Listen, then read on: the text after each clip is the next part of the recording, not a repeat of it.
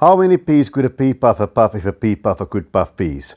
Good evening, fish tankers. I know that's cheesy, but I just had to try that. I'm going to talk now about my experience in the past 8-9 months or so of keeping the world's smallest puffer fish, and I'm talking about the Indian dwarf puffer, more commonly known as the pea puffer, because they're literally just under the size of a pea, more or less. And these are the greatest wet pets, and they're also the easiest puffers to keep. So prepare for cuteness overload and stick around. Now there are the puffers, and I would say that the pea puffer is the easiest puffer to keep. I would say intermediate, because there are still some things that you need to take care of. But if we look at the other puffers in the trade, like these figure 8 puffers and also the green spotted puffer, they are really brackish water fish, so that requires some extra know-how. And the bigger puffers like this humpback puffer darting out there, as well as this Nile puffer, Fahaka puffer, and then the brown puffer over here, have strong beaks that requires grinding down, otherwise it overgrows, so you need a constant supply of snails with hard shells. Now the pea puffers like snails as well. I feed mine tiny little ram's horn snails, but they don't care for that so much. Others have been able to feed them vibra bites. Mine don't go for it. If you can manage it, good luck.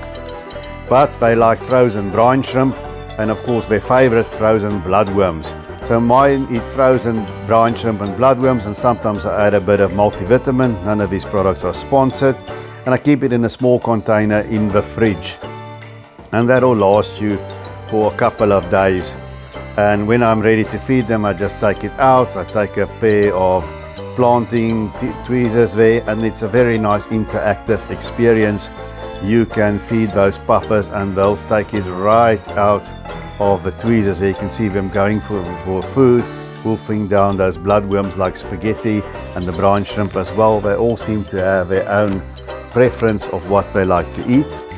And it's a very nice interactive experience, and it's much easier to feed them than the big puffers. You don't need that extra culture of live food. Now, as far as water characteristics and quality go, they need great water quality. Like all fish, they're not going to tolerate ammonia and nitrite, and I would keep those nitrates down to below 25 ppm or lower. And they are truly freshwater puffers, so they don't need salt in their water. They can live in a pH from 6.5 to 8.2. They, I think, just above neutral, between 7 and 7.5 is probably optimum. Mine is about somewhere between 7 and 7.5 there.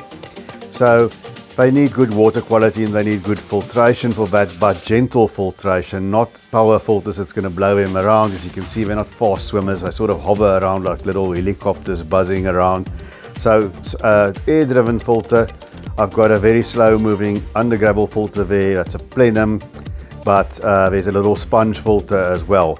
So the air-driven filters work well for them, so they don't get blown around. Now the other thing is normal tropical temperatures, 24 degrees to 28 degrees Celsius applies. That's more or less what they like. And the one issue with them is they can be aggressive. So some people have kept them in community tanks, huge planted tanks with very fast swimming tetras, but then they don't compete for food. And now and then it works out, but they really belong in a species tank on their own. And that way you're not going to have all of that heartache. So give them a tank on their own, and I would rather not take that chance. Now they can also be aggressive towards each other. So the other piece of conflicting information is tank size. Now most people will tell you, most of the information out there, a 5-gallon tank, that's what these guys are in, is sufficient for a single pea puffer, and then 3 gallons for every pea puffer after that, because they're called murder beans for a reason. Sometimes you get one that just kills all the rest. But I haven't had that trouble with my pea puffers over here. They've now been in here for a long time, and I've never had any issues like that. And you can see they are quite chilled and just cruising about the tank. Now this is a tank that's a 5-gallon tank. You can use these. It's one of these low iron glass tanks. We don't really have it in the Bungle float glass size in South Africa, but basically it's 36 centimeters by 22 centimeters by 26 centimeters, and you can see here how small the puffer is. That is my thumb for scale there. It's quite a bit smaller than my thumbnail. And here is a tank. Now, I got this tank, and my local fish store owner, who's a very knowledgeable guy whom I trust, he's done quite a lot with fish, said, no, you don't need to have just one in a tank, you can have several. And I said, but the people say you need more than this. And he says, no, they're tiny, they'll be fine, people don't know how to keep them. But here is the one trick, right? You got to break lines of sight. That's important with aggression. You can see here the hardscape, lots of hidey holes. That little hole there is where one of them sleep at night. It's a very cutest thing to see. And then there's a lot of plants, and they can go under the hardscape. There's sort of like a tent-like structure, and you can't see, the fish can't see from the front to the tank, straight through to the back, and around the side. From the one side, they can't see all the way to the other side. So their vision is blocked, and there's hidey holes for these tiny little puffers to each go their own way if need be. So that is the one important thing, and I think a lot of it has got to do with the sexes. Here's the female pea puffer. You can see it's got a spot on the side on its flanks, and the color is lighter, but it's got that very distinct spot on the side. And here you see the male pea puffer, the body color is darker, it's yellowish in color, and then from the side that spot is still there, but it convolutes into a stripe all the way to the end of the tail. It's much more stripy, and it also has that stripe, a faint stripe on the bottom of its belly. And all four of my pea puffers are definitely females.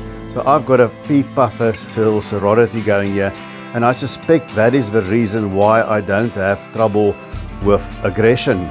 I think it's because they are all females.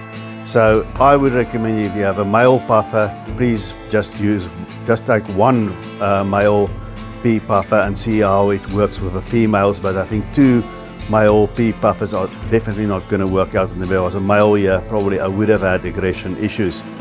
But it seems to work very well here. They're tiny, so the small tank can easily take the bioload, even with the high protein foods that they consume. The water quality is pristine, nitrates is almost undetectable, and of course zero ammonia and nitrite.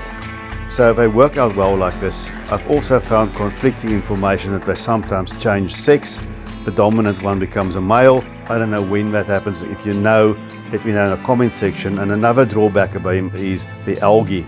You see I have this terrible fuzzy brown algae. The tank always suffers with that, and it's not because of high nitrates. I've tested that, but I am a cleanup crew who cleans that. So I have to go out there and clean that algae because I can't put a snail in there. I tried a single nether snail, it buries itself into the sand. I removed the snail because I felt sorry for it, and I can't have otters. But here you see them feeding. They are worth keeping all on their own. If you like the content, please give it a thumbs up. Please subscribe and keep on taking good care of our domestic denizens of the deep.